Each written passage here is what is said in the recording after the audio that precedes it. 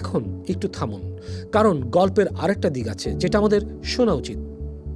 কিছু অর্থনীতিবিদ যেমন এমডি তাহিদুর রহমান এবং তার গবেষকরা 2017 সালে আমেরিকান জার্নাল অফ থিওরিটিক্যাল এবং অ্যাপ্লাইড বিজনেসে প্রকাশিত গবেষণায় বলেছেন, পুরো দোষ শুধু সিন্ডিকেটের নয়। বিনিয়োগকারীদের নিজেদের 4টি মনস্তত্ত্ব অর্থাৎ লোভ, ঈর্ষা, জল্পনা কল্পনা এবং অতিরিক্ত আত্মবিশ্বাস এই বুদবুদ তৈরি করতে সমান ভূমিকা রেখেছিল।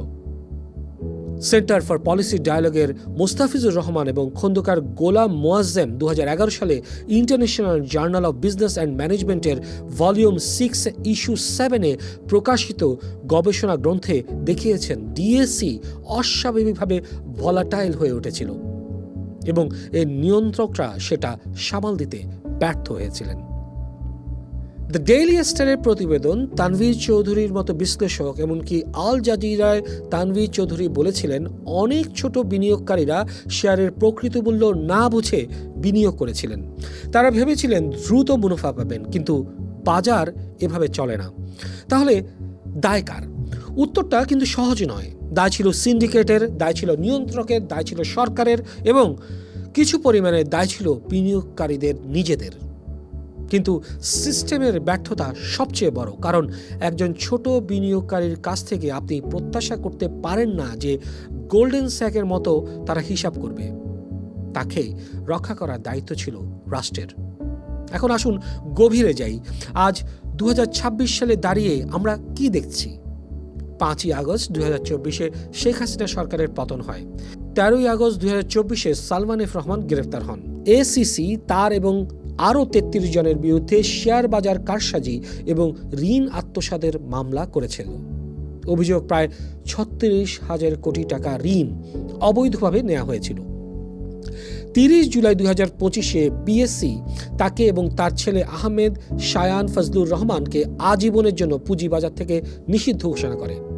সাবেক বিএসসি চেয়ারম্যান শিবলি রুবাইয়াত আল ইসলামকেও আজীবন পার্সোনা নন গ্রেটা ঘোষণা করা হয়।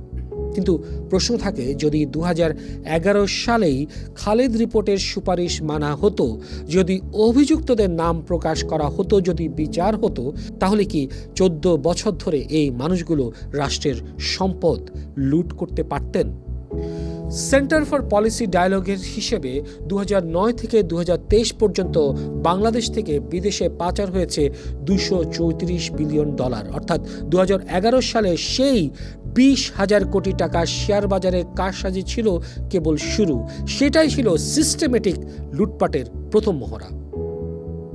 আর সবচেয়ে বেদনাদায়ক, সেই 33 লাখ ছোট বিনিয়োগকারীর অনেকেই আজও তাদের টাকা ফেরত পাননি, কেউ ফেরত পাবেনও না। তাহলে আজকের সবচেয়ে বড় শিক্ষা কি? শিক্ষা হলো, যে কোনো বাজার যখন রাষ্ট্রের নিয়ন্ত্রক, রাজনৈতিক ক্ষমতা এবং বড় ব্যবসায়িক স্বার্থ একসাথে মিলিত হয়, তখন সেই বাজার আর বাজার থাকে না, সেটা হয়ে যায় শিকার ক্ষেত্র। আর সেই শিকারের বলি হন সেই মানুষগুলো যারা সবচেয়ে কম জানেন, সবচেয়ে বেশি বিশ্বাস করেন।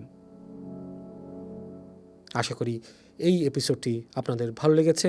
যেখানে থাকবেন ভালো থাকবেন, সুস্থ থাকবেন, আর কিপ মেকিং সেন্স উইথ শেয়ারিয়ার।